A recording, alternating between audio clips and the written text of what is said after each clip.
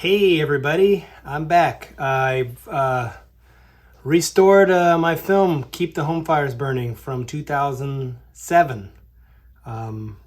It is kind of an experimental documentary, and to give you an idea what it's like, it opens up with an audio cassette recording from 1974 that my uncle made with his father, my grandfather.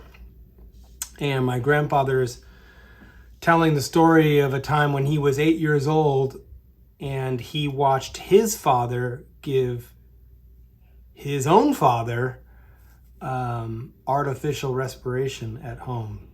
So my grandfather's grandfather. It's pretty intense. And the latter half of the film has audio interviews that I made in 2007, kind of in a family setting, everyone talking over one another about my grandfather, who's the 8-year-old boys in the beginning, his experience in World War II as a flight surgeon in the Pacific. So it's the film kind of jumps around in time and memory, and it's almost like a kind of odyssey of introspection and contemplation. The footage that you'll see is all rephotographed home Super 8 movies that my father had made, as well as some experimental kind of photographic 16 millimeter stuff and 35 millimeter stuff that I layered into it, all put together with the help of Chris Hughes at BB Optics in Rockville, Maryland. Thank you very much, Chris Hughes, to make this fabulous 16 millimeter interpositive that this 4K telecine has come from. What else?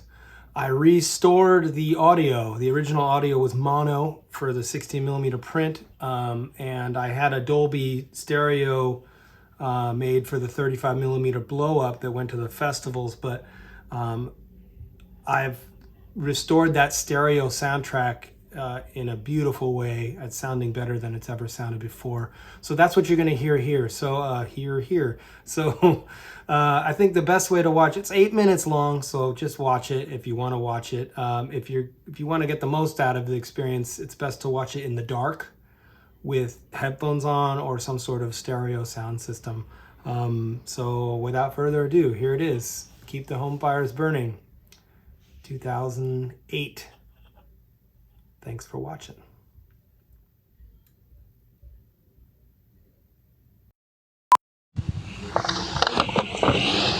Testing 1 2 1 2 1 2 1 2. Let's start with your generation again.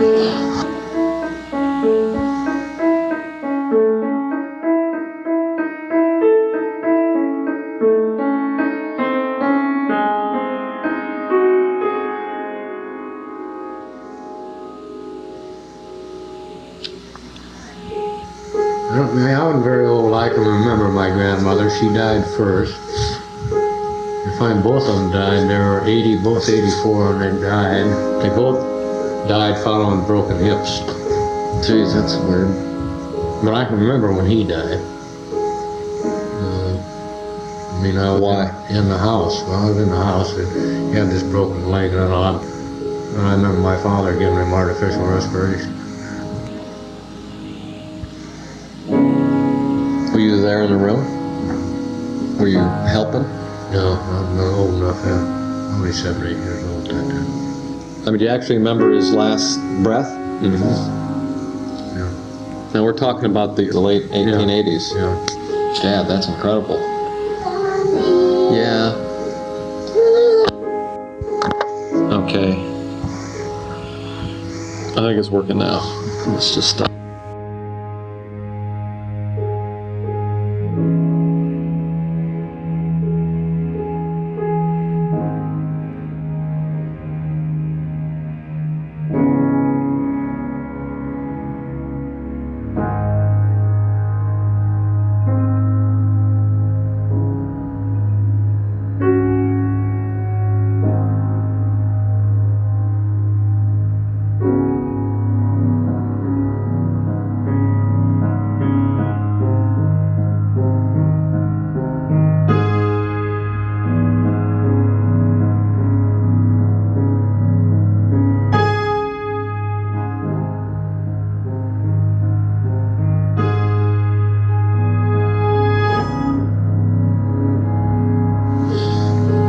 let's talk about your dad a little bit more.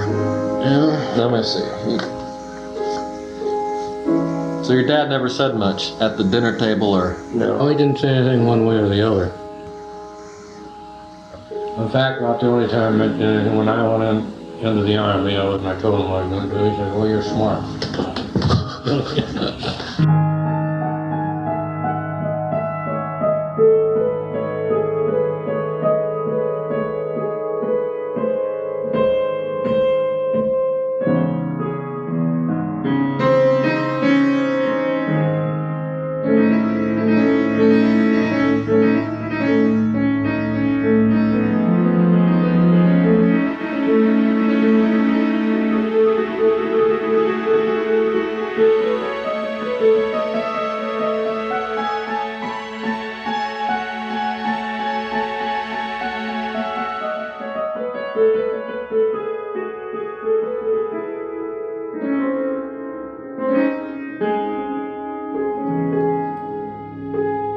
Dad would never talk about it.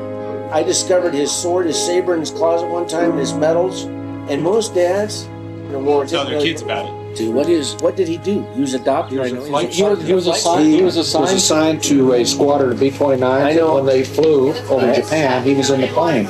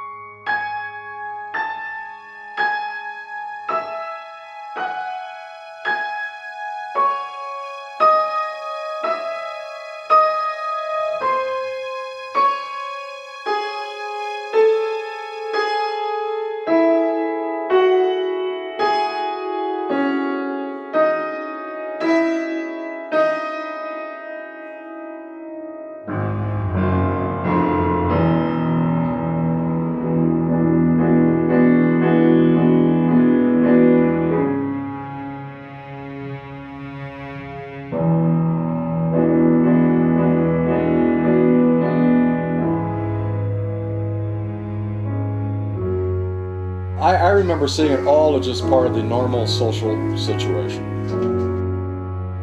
The daily ritual was Dad would come home from the office, puts his feet up, reads the newspaper, and drinks a stiff one. And Mom joins him as she goes in and out from the kitchen. Weekends we're at the country club playing golf, and there was always the 19th hole. But that's so different from today. Well, I don't... Yeah, it is. I don't think there are as many men who just sit down in the bar lounger and get handed a stiff drink. Oh yeah, there is. Where do they find the women that do that? Not as many. I'm not trying to... Where can I find one of those?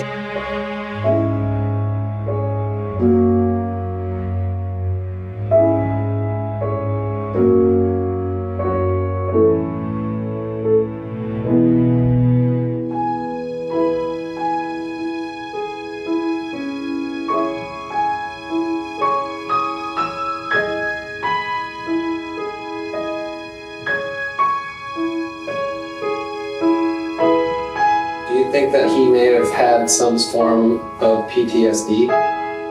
No more than anybody else.